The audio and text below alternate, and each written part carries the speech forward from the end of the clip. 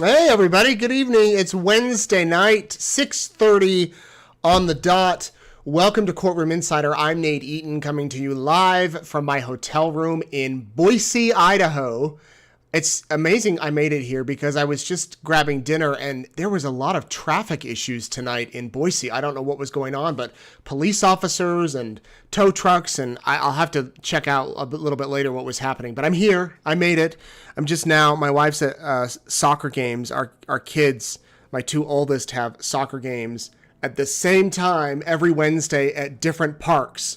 So all you single parents, we feel for you when you have to do things like this. So Erica's at one game and a nice other parent is at the other game while I'm here with you. So there we go. We have a lot to talk about tonight. And I do want to start off by talking about the countdown clock that we air before I come on. Somebody emailed and said, why do you do that? Just start the show right away. Well, you all know that in these days of social media and online videos, that really is just to give you all time, anyone watching, to tune in, to log on and tune in. And our numbers here show that the audience grows as the program goes on. So that's more of a just get ready, build the anticipation. It's not to annoy you. So that's why we have the countdown clock. Okay, here's what we're going to talk about tonight. We have quite a day. Autopsies were shown to the jurors, photos of the autopsies, Fingerprints found on duct tape surrounding JJ. And a stop at Burger King by Lori Vallow. We have the video. Many of you have seen the video. Many of you have heard about that stop at Burger King. But tonight, I want to break down the timeline as far as what was happening the morning Charles Vallow died. We heard a lot of data and information today about where cell phones were at certain times and zooming in on maps. Amazing, awesome technology. But I'm going to simplify it tonight and give it to you straight from what we heard today in the courtroom. Before I get to that, I've had a few emails of people saying that they don't quite get a picture of who the prosecutors are in this case because the Zoom video is not that great. It's pixelated. And if you've attended other hearings or watched other hearings before, you've seen the prosecutors or seen the attorneys because a lot of times in the past, the judge has allowed media cameras to film or take pictures. We don't have that this time around, but we do have Zoom cameras. So I want to show you who the prosecutors are so that you can see for yourself. This is upper left-hand corner on your screen. Madison County Prosecutor Rob Wood. He has been prosecutor since 2020. Before that, he was the deputy prosecutor in Madison County. He's been there for quite some time. His predecessor, Sid Brown, was the prosecutor for a long time. When I first started as a young news reporter out of college in 2006, I would work with Sid Brown. But that's Rob Wood, and then Lindsay Blake is on the right. She's the prosecutor in Fremont County. She came on to this case 2022, maybe 2021. Or maybe it was 2020 even. She was elected during the process, the process that already started. Her predecessor asked the Attorney General to take the case over.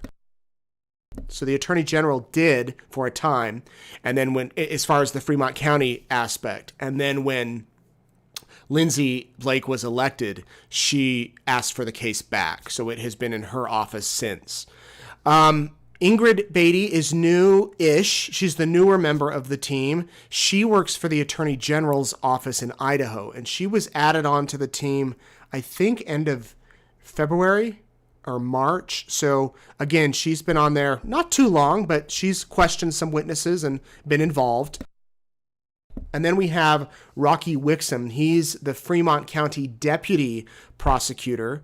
He has done defense work in the past, and he is currently running to be the prosecutor in another county. I believe it's Butte County, Idaho. Not 100% sure on that. I can look, though, and see real quick. That's in Idaho. So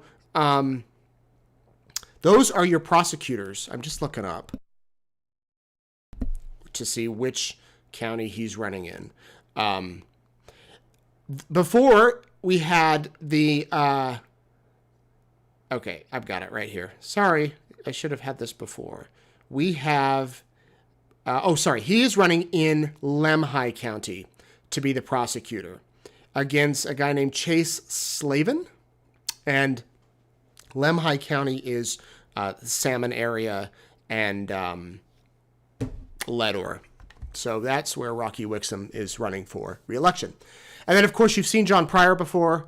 I guess I'll show you a picture of him really quick, just for those of you that want to see him up close and personal, I guess you could say.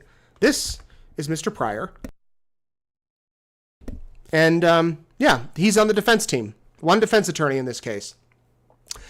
We have photos of the other attorneys who were in Lori Vallow's case on East Idaho News. We have a who's who, so you can go and research that if you want. Here's what we've got coming up tonight on Courtroom Insider. Graphic autopsy photos are shown, and they made several jurors cry.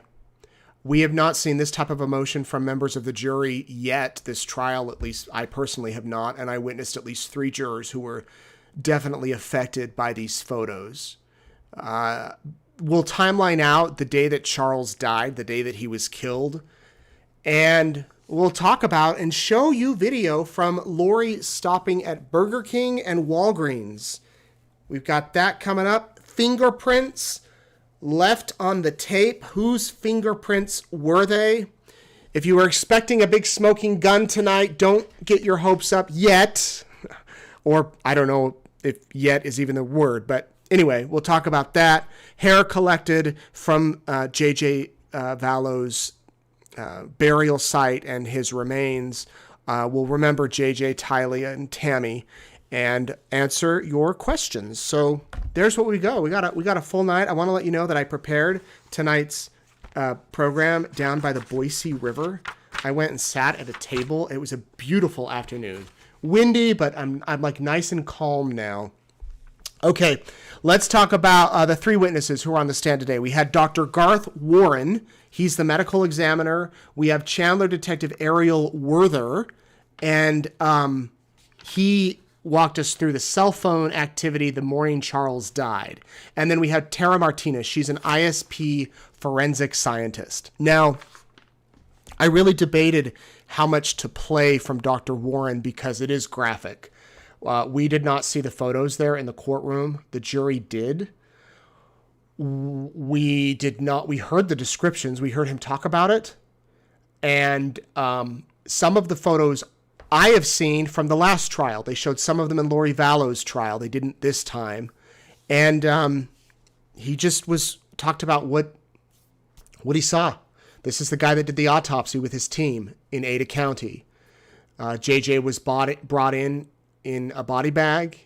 Tylee was brought in several body bags and other bags. And they went through it all. Chad sat stone-faced through most of it. There were times he would shake his head no. Didn't have much of a reaction. But the jurors definitely did. I'm not going to play too much tonight, because if you want to listen to the whole testimony, you can. It was played for about an hour. He was on the stand for about an hour, and then the judge called for a recess. Everyone kind of gathered themselves. The first hour, he talked about JJ's remains. After that, he talked about Tylee's remains. And it was pretty gruesome. He talked about he talked about JJ being wrapped in black plastic and then a plastic bag over his head. He died due to asphyxia by plastic bag and duct tape over the mouth. That prevented oxygen from going into his body. And there was a lot of duct tape. There was a lot of body decomposition. There was a lot of duct tape.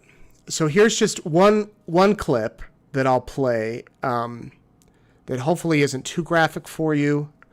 He talks about the tape that they found on JJ's face. And then I've taken another part of the testimony and butted it together where he talks about finding bruising. And the reason I wanted to play this part is to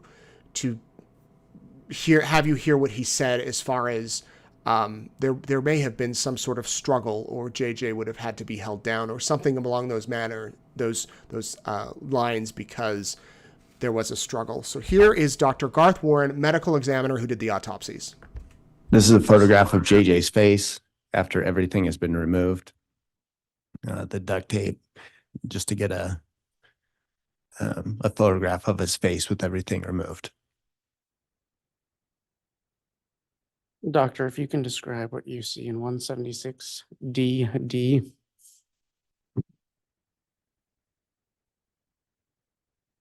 So this is a photograph of JJ's right upper arm. And during this autopsy, I was essentially, like we talked about during the external examination, I was looking for any evidence of natural disease or any evidence of trauma that could help explain why JJ may have died. So this jumped out to me. This was a bruising on the lateral right upper arm, or at least what appeared to be bruising to my eye. And did you do any further tests to verify that bruising? Yes. So I briefly discussed it yesterday, but decomposition can cause areas to look like bruising. So to confirm that it was, I made multiple incisions, and I looked for hemorrhage in the subcutaneous tissue to confirm that it was true bruising. In addition to that, I did take sections of the areas and looked at it under the microscope as well, to looking for hemorrhage in the tissues. Okay, so what he's saying is that there were areas when your skin becomes goes through decomposition, it can start to like slough off, and it can appear that there are areas of bruising that really aren't bruising. And there were parts of JJ that when you find those bruises, what you do, and the other medical examiner testified of this, you can cut off a little part, look at it under a microscope, and determine if there's hemorrhaging. If there's hemorrhaging, it's a fresher bruise. There was indeed hemorrhaging and bruises on parts of JJ's upper body. Down at his ankles, at his legs, the doctor thought that he saw some bruising. He tested it, and it was not. So bruises on the upper part of JJ's body, not on the lower part. Again, you can see chat in that video. I don't know if you can see it. No, that's on black, but just kind of sitting there, not really showing much emotion. I noticed that one juror, young woman, seated on, well, I won't say where she's seated, but she had a tissue, and she was repeatedly wiping her nose and then wiping her eyes, and she was clearly emotional during this time. And then I looked at another juror, older woman, older than this other woman, probably in her maybe lower 50s, who was like biting her lip and looking up and then dabbing her eyes. And when the screens, how it's set up is every juror shares a screen with like one or two other people. So they position this like 3 or 4 screens on the front row and 3 or 4 on the back. So you're looking either this way or straight in front of you or this way to look at the monitor. And there was a woman who I believe she has, I think, 5 kids. I remember her from jury selection. And the whole time I was watching her to see her reaction, knowing she has kids.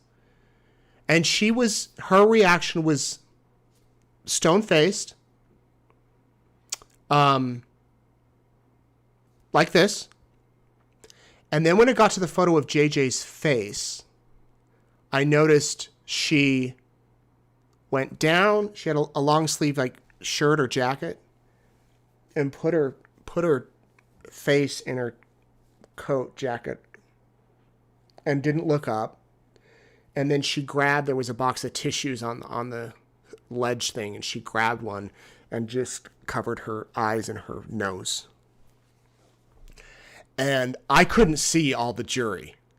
I saw one side of the panel and the other side. I did see some men, an older man on the jury during this part, who would glance like this and then look up and take off his glasses. So he did look at the screen. Then he looked quickly, though. I saw other jurors stare at the screen, like really stare at the screen. I saw others who, just acted like every other witness. Everybody was reacting differently to these photos. Courtroom was quiet as a mouse. And it's interesting because, as I mentioned, we weren't seeing the photos. The jury was seeing the photos. Chad was seeing the photos. The judge was seeing the photos. The witness was seeing the photos. We weren't. And it was still quiet as a mouse as he described them. So people have said, I've gotten emails, can the public ever see the photos? Yes. When the court trial is all over, when everything is done, adjudicated, we have a verdict, all the evidence becomes public record. And you can go down to the courthouse and you can request all the evidence. You may get charged a really hefty fee because they can charge you. It is public records, but they will charge you for, they could charge you for the time it takes to pull all those records, but you could. Personally, I don't know why anyone would want to see them, but I know that we're curious about stuff. And so if you want to, I get that. There was a case a while ago of a YouTuber who got autopsy photos of children and I believe put them on her account, but you had to pay to see them, which just blows my mind. And she got a lot of heat, a lot of feedback. Me personally, East Idaho News, we will never publish those photos. We would never publish autopsy photos of anyone. We won't even publish a photo if we arrive at a scene and there's someone's covered with a white sheet and they're dead. We will not publish an up-close photo of that. I believe one time we sent an intern, we got a report that a body was found at a gas station, or that something was going on at a gas station. We didn't know what. There were lots of police. So we sent this intern, and she calls, and she's like, there's a dead body. We're like, what? And she got a far-away photo, and I don't even, of the body covered. I don't even know if we published that. We're a little bit more, unless it adds news value, we really won't publish it. But again, those of you that are interested could one day go and request the autopsy photos of JJ and Tylee. So that's all I'll play about JJ's autopsy. Again, it went on for about an hour. There were scratches on JJ's neck and ear, and that signifies a couple of things that the doctor said. One is that as the plastic bag was being put on his head, he could have been fighting to take it off, or whoever was putting the bag on the head could have scratched him. Or once it was on his head, he could have been fighting to get it off. Heaven help us that was not the case. As far as, let's hope that he wasn't experiencing that as a conscious person. But there were scratches, and they did take note of that. We took a break, and then we came back to talk about Tylee's autopsy. What was left of her. The doctor really couldn't do much of an autopsy, but he did find several of her organs, several bones. They were charred. They were small. They were not typical of size. And here is a little bit of what the doctor said about that autopsy. So as I mentioned earlier, heart and both lungs were found, and we also found one kidney. So this is one of the kidneys. And you can see it's blackened and charred. And some of it has been burned away. You can explain for the jury what was happening during 177V.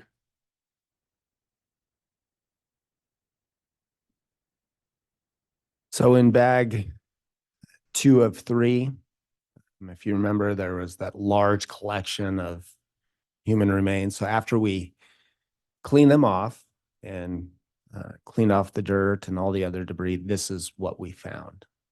So in bag number 2, I already stated a lot of the bones that we found, but in bag number 2, we found most of the skull bones, most of the vertebral column, the sternum, portions of ribs. We also found the clavicles, and as well as multiple long bones from the upper and lower extremities and some foot bones as well. Now, again, these were not intact, pretty looking bones. They were partially burned away. They were crumbly. They were blackened. But this is what we essentially found after we cleaned everything up.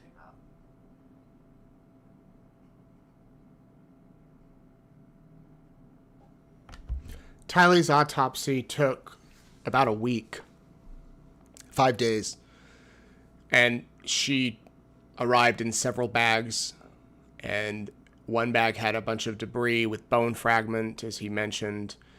Almost everything that was left of her was burned, charred.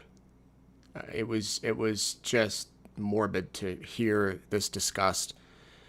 And he could not determine her cause of death, other than homicide by undetermined means. And basically, he explained how you come up with that determination. And it's if they can come up with that if like there's not enough to do an autopsy, which on her there was not. If there's like really suspicious circumstances surrounding the person's death, if the person's concealed or hidden somewhere, there's a bunch of other factors that he went through, and Tylee fit a lot of those conditions. He was able to send a portion of her, I believe her liver, to get tested, and she had caffeine in her system, minor amounts. She had carbon monoxide, minor amount. There wasn't anything in the toxicology report that really set off any alarm bells in his mind as far as what was in her system. And the jurors saw what was left of Tylee. And that was not as emotional, and it's hard to describe, maybe because you can't really tell who this person was. With JJ, you see a body, you see a child, you see his face, you see his pajamas, you see his diaper, you see all of that. You see his Skechers socks. With Tylee, there's nothing. There's bone pieces and flesh and other pieces, and that's it.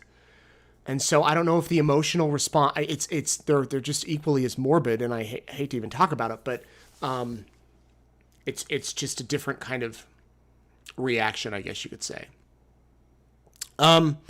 So Pryor did get up. He had a couple of questions for the medical examiner, not many. He did ask if they tested if there had been dog bites on Tylee. The medical examiner basically said that's not up for me to decide. That'd be up for the anthropologist. An anthropologist did review the bones and the remains. And he also said that the anthropologist could decide on other things that were other questions that Pryor had basically were up to the anthropologist. Like Pryor asked how tall Tylee was, and the ME said, I can't determine that from what I had. I don't know how tall she was. He said, what about her medical records? Because he did review her medical records, her history, and he said, I don't have that off the top of my head. But there were a couple of questions from Pryor, but not too many. After the medical examiner finished his testimony, and again, you can go listen to the whole thing on our YouTube, the Chandler detective Ariel Werther took the stand. I have to tell you a little secret. I sometimes get envious of men who have really deep voices. I've never really liked my voice. I went to vocal training when I lived in Virginia to try to lower it and get rid of the nasal. I had consultants and agents tell me that I needed to lower my voice and get rid of the nasal and plug my nose and all sorts of stuff. And this is how I talk. But I'm jealous of guys with booming radio voices. And that is what Ariel Werther had. Now, this is the guy from Chandler who was given the assignment. He was on the robbery unit. He wasn't quite yet on the homicide unit, but it was well known in the department he wanted to be on the homicide unit. So when Charles Vallow was shot, he went to the scene for training. He was later, several months later, moved over to the homicide unit. So, and then one of his assignments was track and map out everywhere phones and devices were that morning that Charles Vallow died. So Charles's phone, Lori's phone, Chad's phone, Alex's phone, Melanie Pulowski Boudreaux at the time was brought into it. I think those were the main ones. And through all of that, he was able to show us through the software where the phones were and at what times. And again, we're talking about devices here, not actual people. So we can definitely say Chad Daybell's device was in Utah that day. It was. But was Chad Daybell 100%? Well, unless there's other witnesses, for now it's his just device. So on these next few graphics, I'm laying out where the devices were the morning of July 11th on the timeline. Just keep in your mind it's the devices, but also the people associated with them. So let's get to this. July 11th, 2019. 7:32, Charles Vallow arrives at the house, Lori's house. He was staying at a Hilton Inn, and they were able to track when he left the hotel. They had a receipt from the hotel, and he worked his way over to the house. 7:33, he texted Lori. Again, his device texted Lori, but it was him, most likely. 7:50, his phone is at the house. So realize that that's about 17 minutes there. His phone has not left the home. But for the next 46 minutes, his phone is in transit. Now, here's where it gets really interesting. Remember that Charles gets to the house at 7:50. His phone is then in transit. Lori had told the cops, we knew this, that there was an argument over Charles's phone. That's what caused this whole fight. She took his phone. He got mad. According to her, he got mad. They started a fight with Alex. Baseball bat comes out. Charles hits Alex in the head. Alex is scared for his life, goes and gets the gun, shoots Charles. Lori still has the phone. Her account of events, and likely Charles's too. But notice that every other person in that house is dead. The only one left is Lori. Okay, so the phone's in transit for 46 minutes. At 7:54, go back to the previous screen. So 7:50, Charles's home is at the house. 4 minutes later, Charles's phone is at Burger King. 8:08, it's at another store. 8:16, it's at Walgreens buying flip-flops. I'll show you the video in a minute. 8:32, it's at JJ's school. 8:36, Alex calls 911. So, then 8:49, the phone's back in the neighborhood. So the call happens at the 911 call happened at 8:36. We know that at 7:33, Charles texted Lori. So an hour and 3 minutes after he texted Lori, Alex called 911 as Lori is running to all these places. So the question became, did they call 911 right after Charles was shot? Or did Lori not know about it till she got back? There was texting, a lot of texting and phone calls between Chad, Alex, and Lori that day, and they had proof. I believe the first text between Lori and Chad was like at 6:30 that morning. Unfortunately, they weren't able to obtain the contents of these messages or phone calls. They know that they happen. Cell phone companies aren't very good at keeping texts, and it sounds like the texts were not saved in the cloud. So why'd she go to Burger King? Well, JJ needed to go to school and needed breakfast. We have the footage of her stopping at Burger King, at least one angle. We've redacted out the employee on the thing, but look, you can see the timestamp. The detective matched up the cell phone activity by going to Burger King and asking for their surveillance cameras footage. So they showed another angle in court too of Lori pulling up in a red Kia Sorento. You'll see her shortly pull up to the window. There she is. Also in the car, Tylee and JJ. Her husband had been shot like 10 minutes before this. And she's at the Burger King. And the kid's father, the man who was raising them, was dead on the ground with Alex in the house. And you better believe that Alex was texting Lori during this 1 hour period. So Lori gets we have no audio on this, by the way. The surveillance cameras don't capture the audio. The worker hands over Lori the food. We blurred that part because you see the worker. Actually, I think the police blurred it when they gave us this video over a year ago. And they get the food. They're at Burger King, I think less than 3 minutes, maybe even 2 minutes. And then a couple more stops. Shortly here, they pull away. In court, they showed the exterior cameras of the car pulling up and actually leaving. I didn't pull that up for you here. Just, let's see. Yeah, we're coming. I'll fast forward a bit here. There's Lori in there, and there they go. So 7:56, they're away from the restaurant. Looks like this started at around 7:54, so 2 minutes.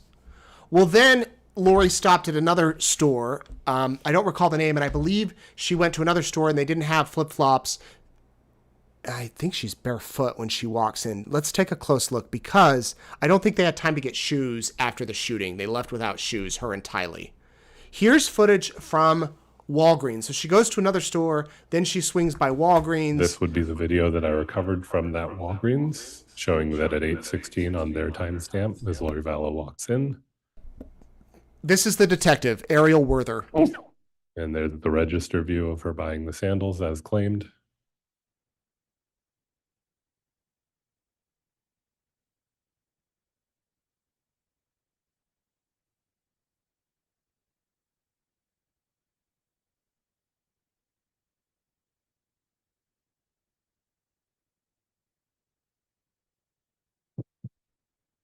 They're cutting off the tags so that she can wear the shoes out. Be interesting to hear that conversation. Can you imagine what she's talking about? You can't really see if she's smiling or And did this match laughing. up with the location data on Charles' phone? Yes, again, everything has an error rate, but the device is in the area of this Walgreens at the same time, And again, this is presumably after Charles has been shot, according to Lori. according to Lori. And again, prior to the 911 call being made. Correct.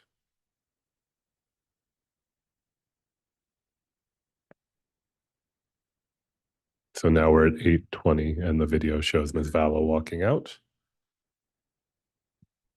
And then what are we seeing here? This is the location data from Charles of the device again, picking up over by Gilbert Road and then transitioning down towards the Lawrence Life Academy. You see that one data point that's in the area of the academy in the parking lot. And that data point's details will come up in a moment, and I believe it's 8:20 in the morning. Oh, sorry, 8:32. My apologies. And again, Lawrence Academy is where JJ was attending school. That's right. And if we move forward, what are we seeing here? This is going to show Charles Vallow's device location at the time that the 911 call was placed by Alex Cox. So that's the device location in red on Gilbert Road, north of the freeway. And that is the H-plane for the 911 call made from Alex's Cox device, which initiated the police investigation in this matter. And this, for reference, is about 63 minutes after the device location data from Charles's phone first arrived in the area of Four Peaks in the morning. If we move forward, This brings us back to that CAD call, showing again that it's 8:36, just so that we're oriented. We're back to that point that I brought us to earlier. and if we go to the next slide, what are we seeing here? This is going to be the phone location data from Charles's device in transit down towards the Four Peaks address. There's a point just north of the freeway right now. And then it should pick up and show it arriving in the area of Four Peaks.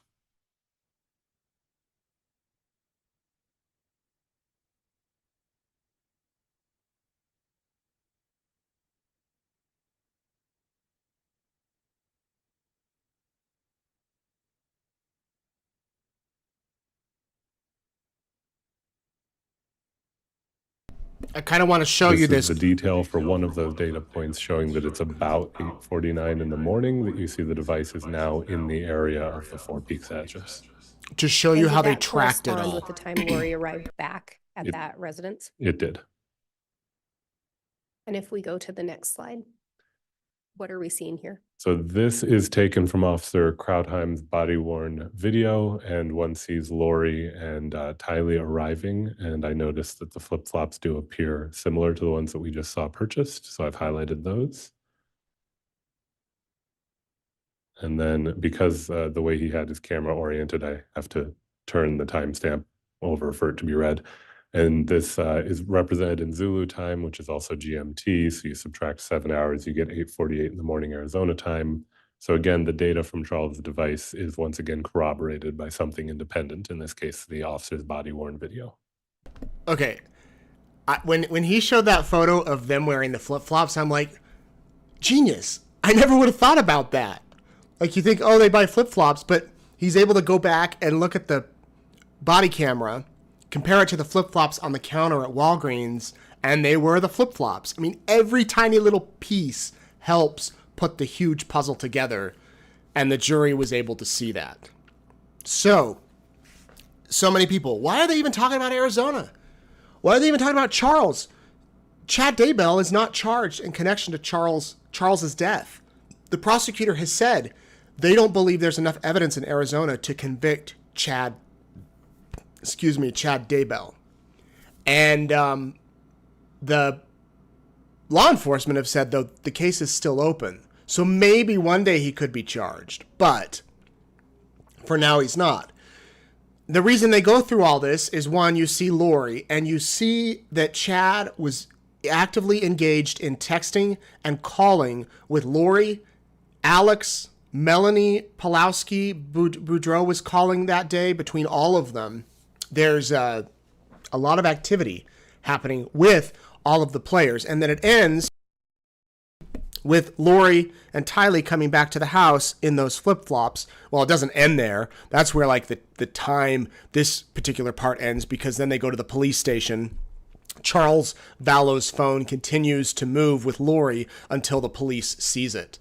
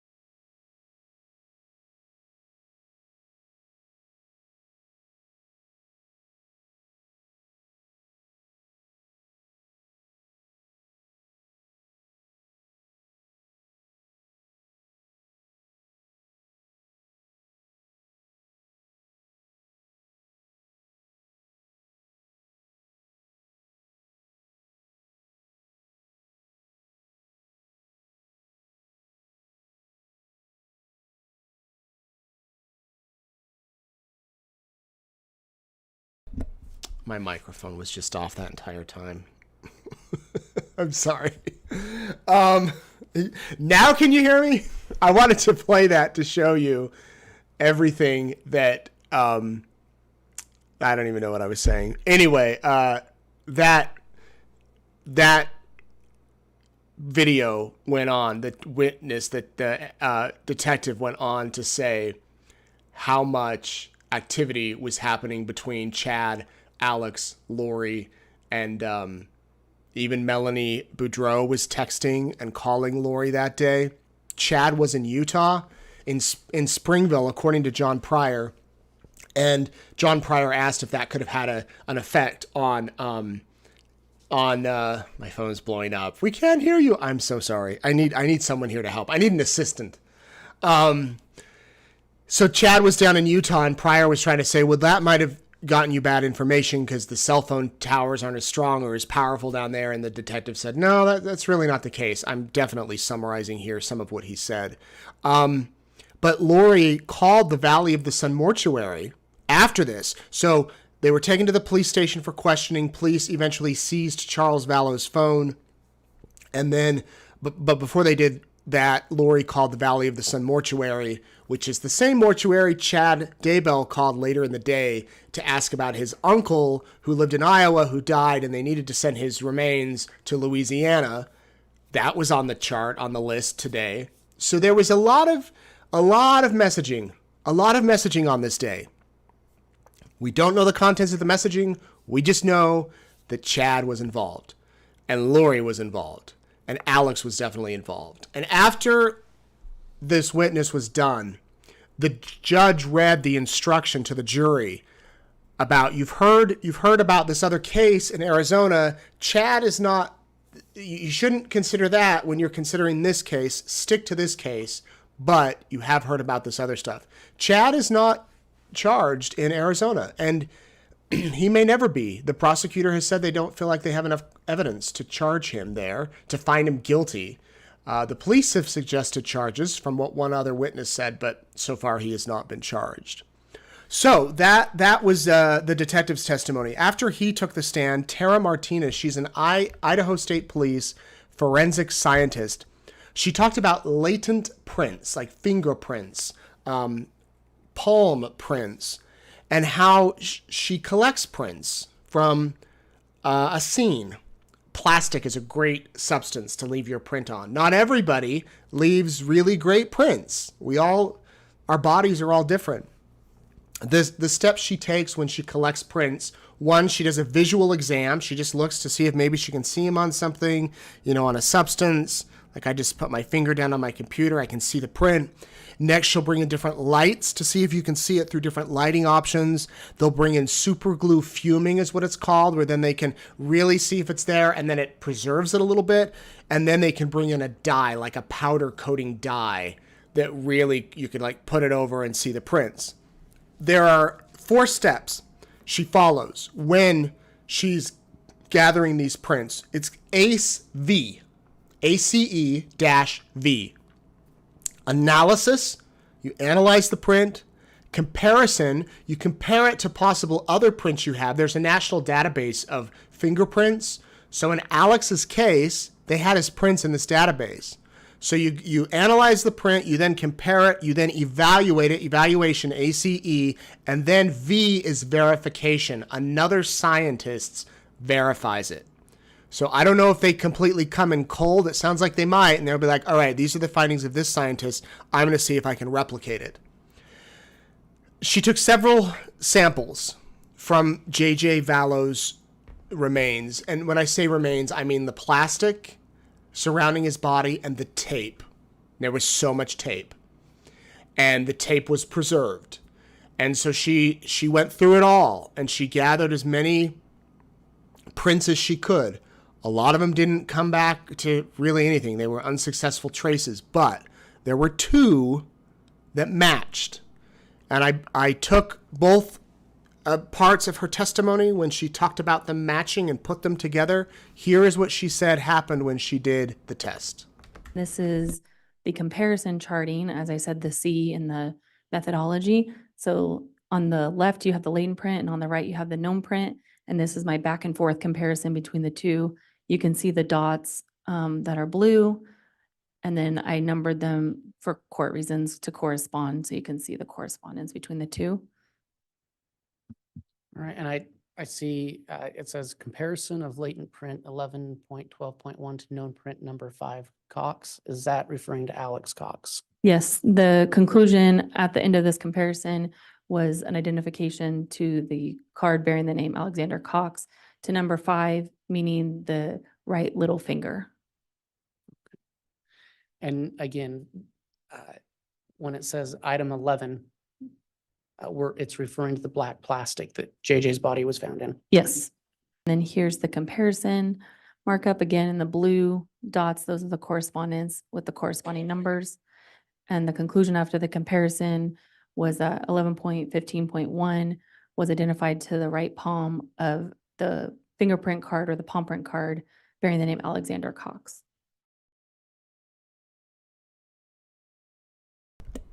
Catch that?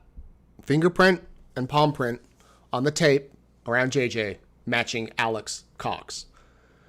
So many people when we left for the afternoon break were like, well, what was the point of that? We were waiting for Chad Daybell for the smoking gun to come. We knew that Alex's prints were on there from Lori's trial, but the jury didn't know. The jury had no idea. Now the jury knows Alex Cox touched that tape that was around JJ Vallow's dead body.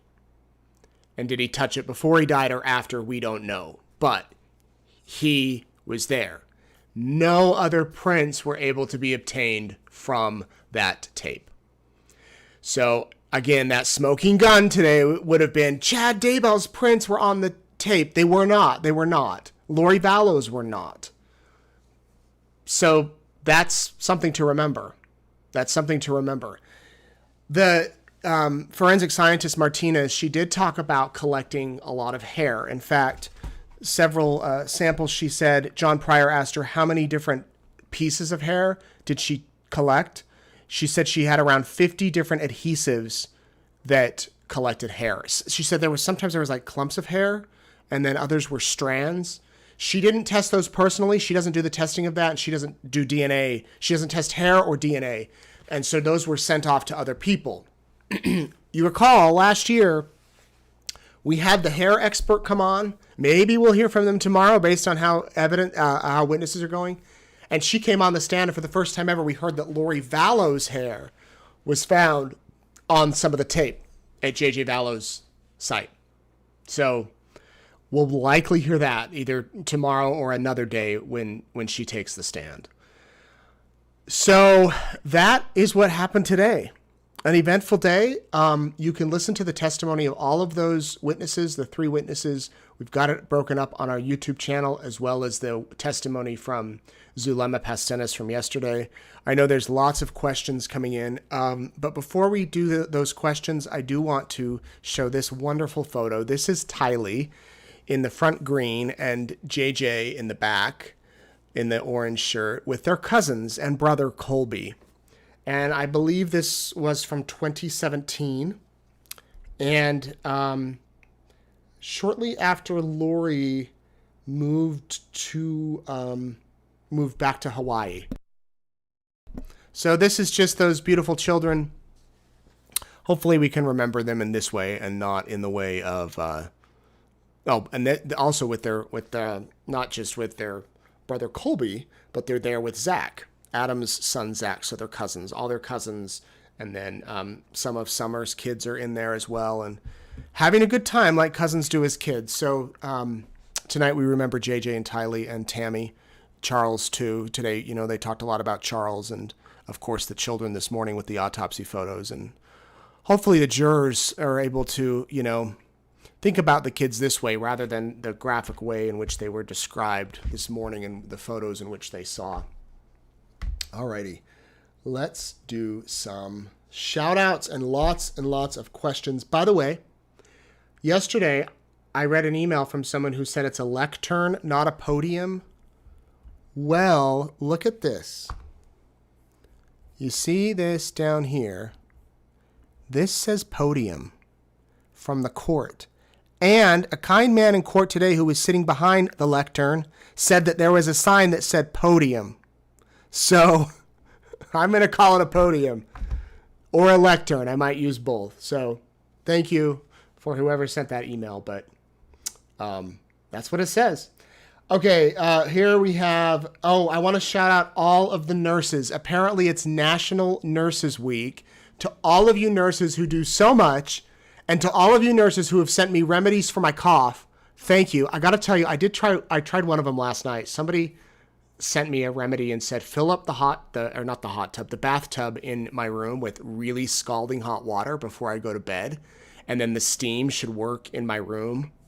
I don't know if it did. The water was cold this morning. It didn't completely evaporate, but if I'm moving to a different hotel room next week, and I might get a humidifier because it's affecting my sinuses and everything. Okay, so there's the update on the cough. I know you all are dying to hear that. Oh, well, guess what? It's also Teacher Appreciation Day or week. It says May 6th through 12th. Sue Smith told me about Teacher Appreciation Day or week. It must be week because my wife is in charge of the Teacher Appreciation lunch at our kids' school. And she always volunteers for this. And I always say, honey, why do you do that? We're busy, but she loves to help. And so she's doing the lunch. To all of you teachers, God bless you. To all of you nurses, thank you. You're just amazing. Jen and Kim, they drove up from Utah, not Idaho Falls. I got it wrong last night. They were there today and let me know I got it wrong. Hope you made it home safe to Utah. An airline captain, Vicky Rowe, an airline captain who records the case to listen to later when she's on a break flying over Shanghai at 35,000 feet. What? Vicky, awesome. Maybe one day you'll be our pilot. Gemma and Lucy from the UK, how are you? Lisa. Susan Lopez, Andrew Craner, Kathy Eisenbarth, Mike Burrell, Jess Bone, David Fan, Brian Graham, Karen Weber, Paul Sorensen, Janet Johnson, Mark Edmond, and Donovan Webb. Bless you all. Thank you for watching. And to all of you watching from all over the world, thank you. Let's jump into the questions. Diane, why do they spend so much time on Charles's death when Chad hasn't even been charged in that one? Well, I kind of explained that, Diane, a minute ago. Even though Chad hasn't been charged in that one, there's fingerprints that he was actively communicating with everybody that day, with those key players that day. Not only that, he called the funeral home. They played the call. They showed the timestamp today. He had some knowledge, it appears. Jackie says, how long do you think the trial will last? They keep taking breaks, and we are moving slow due to breaks and leaving early. There were some technical issues today. The breaks are a little bit longer this year, it seems, simply because you have 17 jurors. They all need to use the bathroom. They can't come out in the common areas like we can, so they have to share the bathroom. It can be long, but I said this before. I'm glad we're not going till 6 o'clock every day. By 3:30, everybody is ready to go. I think if you come to the courtroom, you'd see it. Sitting on those benches, hearing all of this stuff mentally.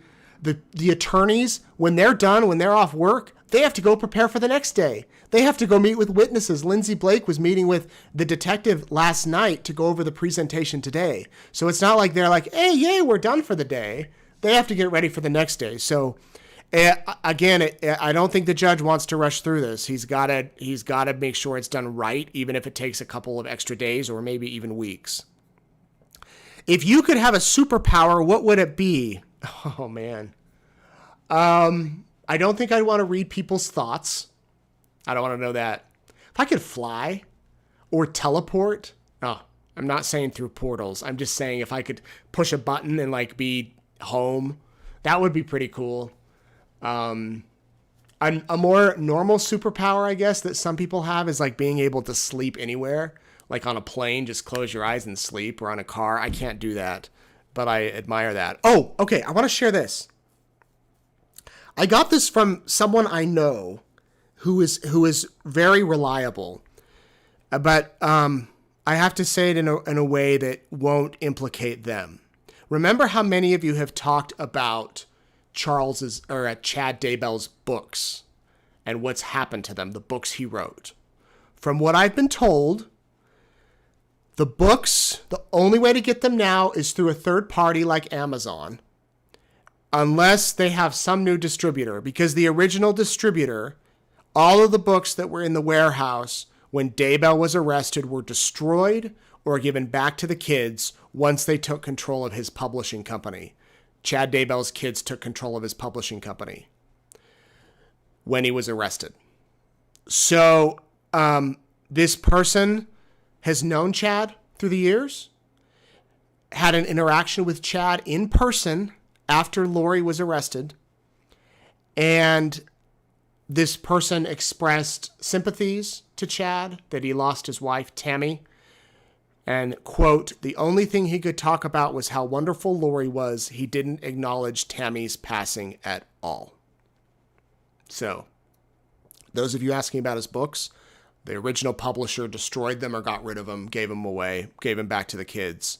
The other thing is that this Chad didn't seem too upset about Tammy.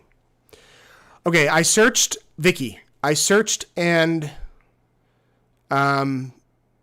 replayed testimony from the pretrial. I'm trying to find out how the authorities realized that JJ's older sister was missing as well. If it wasn't for Kay being persistent, we would have never found out about JJ, which somehow led to Tylee, then Tammy and Charles. Thank you for so much. I look forward to Nate's recap. Sunday night is always so informative. Well, thank you, Vicky. I think that once they started to look into JJ, they realized we have to look into Tylee. No one officially reported Tylee missing. It was just the search for JJ, wait a sec. And remember, they knew JJ had a sister. Lori told the cops she's at BYUI. During that video we saw the other day, the police went to BYU, Idaho. They said, we have no record of her. In all of these names, Tylee Ryan, Lori Vallow, any name, they didn't have a record of her. So that's how. Do you know why Chad chose Pryor as a lawyer? Did he know him before the murders? From what I understand, they did not know each other. Lori and Chad originally had a lawyer based in Rexburg. The same lawyer could not represent them both. And so Lori got Mark Means, and from what I understand, Mark Means knew John Pryor and hooked Chad up with John Pryor. They did not know each other, and John Pryor, as far as I know, has not done much criminal work on the eastern side of Idaho.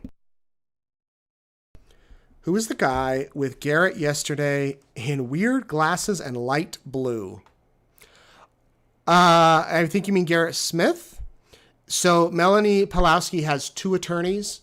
She came in to testify during her time with both attorneys in the courtroom. So you probably mean Garrett Smith and Josh Garner. And then he left. Josh Garner's her Idaho attorney. When she was called before the grand jury, she had this attorney, and Garrett Smith's her Arizona attorney. I think that might be who you're talking about. Janet says, Nate, in your opinion, how hands-on was Chad Daybell in the actual murders of the children? Well, I think we're seeing that play out.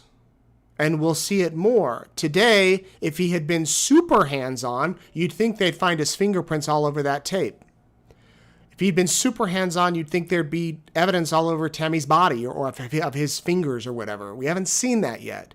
So I don't know. I'm not in a place to make that judgment at this point. At the end of the trial, we'll know. Think back to Lori's, though. How hands-on was Lori?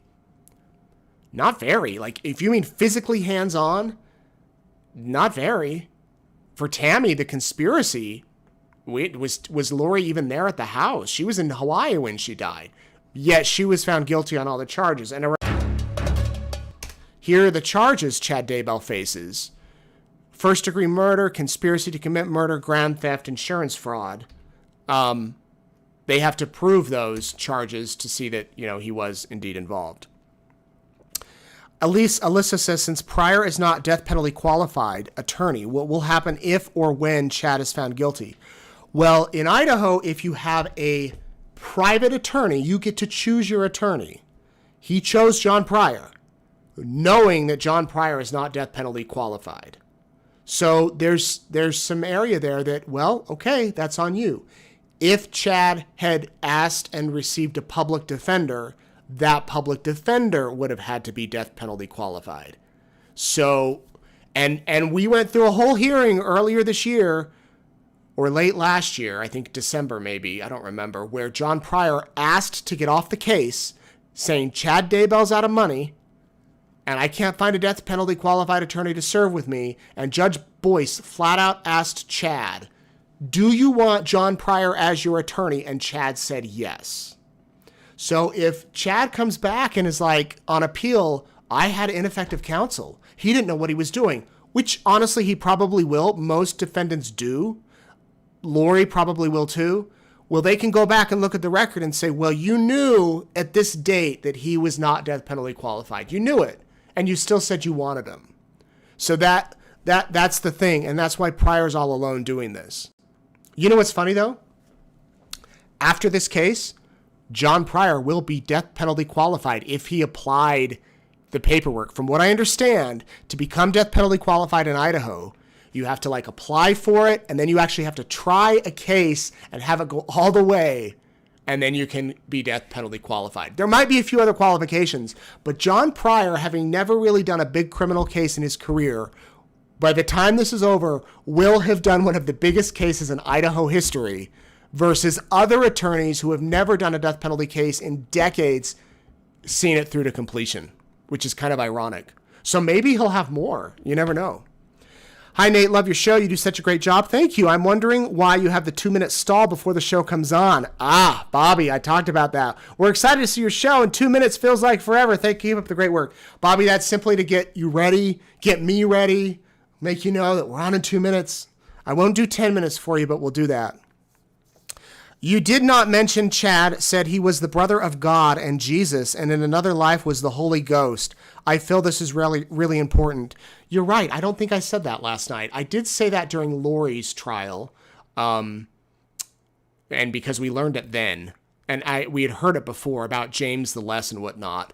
Sometimes there's just so much that I cannot get it all in. So you're right. He did mention that he felt he was the brother of Jesus and God. Nathan, is there any evidence or reason that Tylee's body was dismembered and burned versus JJ's, which sounds like it was more intact? A sexual assault, perhaps? I don't know if the official reasons have come out. We do know that Tylee died first. Maybe because it was so labor intensive to kill her. With JJ, they did something that was not as labor intensive. I don't know if there was any sign of a sexual assault, simply because, as the medical examiner said today, there really wasn't much left of her. Do you get frustrated with all the sidebars and breaks? I don't know if frustrated is the word. Sometimes, you wish you could keep it going. I don't mind the breaks. Some days, though, it feels like, we just had a break. What can get frustrating is with Lori Vallow's trial, we could stay in the courtroom during the breaks and we could leave our stuff. This trial, we have to take everything out, wait in line, go right back in. You don't have the same seat. That can get a little bit old. If they ask us for feedback when it's over, that's one thing I'll say, can we please just have the seat the same day? Not that I've had an issue. I've always been able to get my same seat. Why did Pryor ask about dog bites? I don't know if it was to maybe prove that maybe a dog attacked her. I have no idea. Janet Johnson asks if Ian is still LDS. He said the other day on the stand in his testimony that I don't think he's associated with any religion anymore. You could go back and listen to his exact wording. Why did Pryor go into Tammy's health history today when it was about Tylee and JJ? Thank you. I meant to talk about that. He got it in, the pulmonary edema. He got it in. He started to ask questions about whether there was sign of pulmonary edema, fluid on the lungs with Tylee and JJ. Well, on cross, he went down that same line of questioning with Tammy. I think he's trying to plant in the jury's mind that there may have been issues with the lungs. Prosecution objected. Judge sustained it. The prosecution said this is out of the scope. We didn't even talk about this. He shouldn't be bringing it up, and the judge granted it. Chester's mom. Hi, Chester's mom. Do you think they'll play your Hawaii footage? I don't know. I don't know if they will. They didn't in Lori's case. That might be a little awkward for me if they do, but they can. They're welcome to it. Jackie, how long do you think this... Oh, we talked about that. I answered that one. How long do I think the trial will last with all the breaks and they're moving slow and leaving early? I don't know how much longer we have. I thought that before it started that we'd be done by Memorial Day. I don't think so anymore. I'm thinking this will go into June, maybe 2 weeks into June. Why, can you reconnect the dots with the raccoon and the branch burning and Tylee's assumed time of death? Teresa asks. Teresa, I'm going to save that because they haven't brought in the raccoon text yet for the jury. And they're going to go into that timeline when they do that. And the jury will see that text that was sent from Chad to Tammy for the first day, so we'll talk about that. Do jurors look at Chad for emotion? They look at him. They look at him and they, yeah, they do, but they don't get much emotion out of him. Oceana, I find Nate's presence in this case comforting. Oh, well, thank you. I appreciate that. Big shout outs to the Disney Creative Co. Someone asked if I had to see the awful photos from the scene in the autopsy. I did not. If so, how would I handle that? You know, there have been few moments since I've been reporting news in 18 years that really shook me. And last year, when they showed J.J. Vallow, it shook me. And, man, I talked about it that day when I did this program, and so many of my friends and police officers who I know called to make sure I was okay. And I was. I did go see a counselor this past summer just to kind of decompress after all this, just to be open with you. It was hard to look at, and I said this the other night. I'm glad I didn't have to see them today. It was, especially, I have kids the same age, and yeah, I get why the jurors were emotional, but no, I did not see those photos today. Nate, as a matter of fact, as someone said, as a matter of fact is the name. Thank you, as a matter of fact. Someone said that they think because Chad worked as a grave digger, that, oh, thank you. Okay. Remember, this was asked yesterday, and I said I'd find out. Remember how Chad and Lori called Alex and said that Tammy was getting exhumed? And we all wondered how Chad and Lori knew, because Chad's kids didn't even know. I have an answer. I think it's an answer.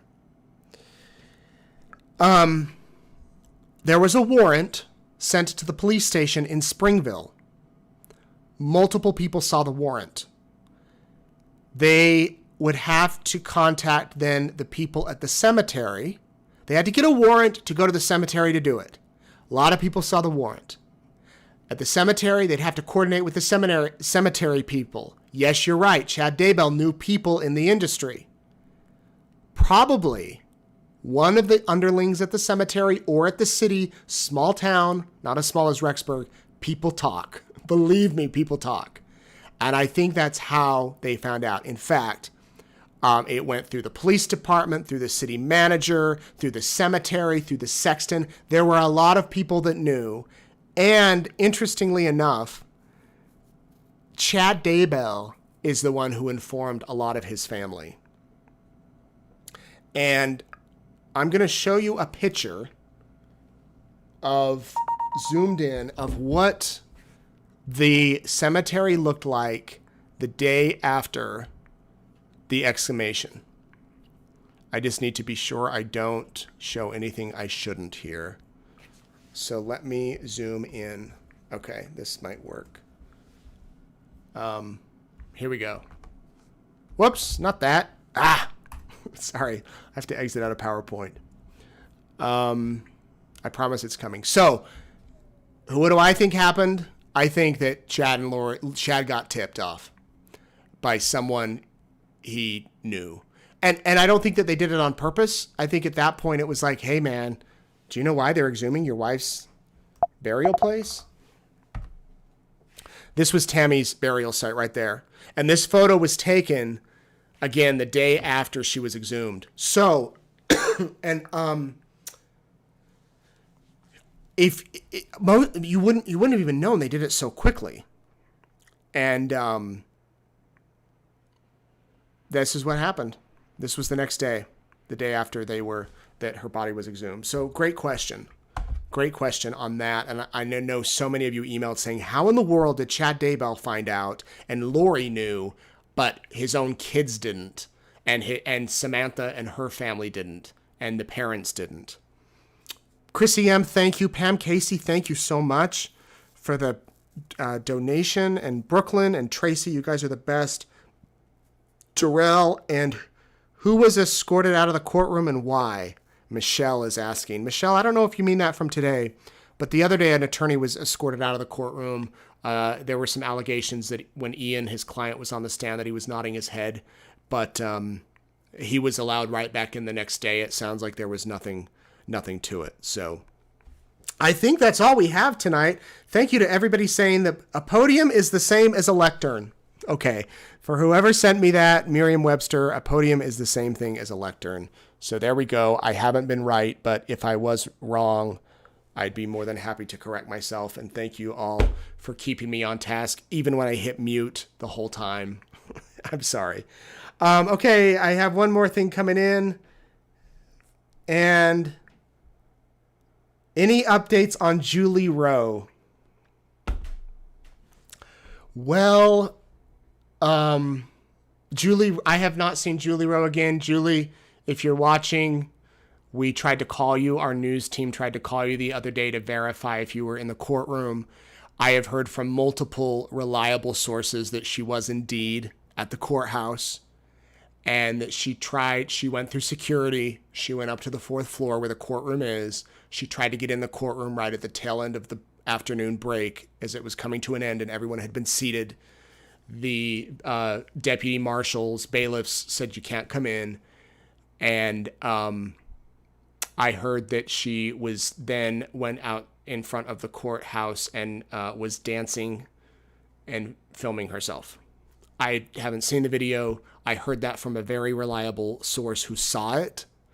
And that's all I know. So that is the latest on Julie Rowe. For those wondering who Julie Rowe is, she is Chad's most successful author in his publishing company. She wrote about her life after death experiences or near death experiences, and it sold lots of copies. And then the LDS Church asked her to stop. And then she started going on the speaker circuit. She started going to these Preparing a People conferences.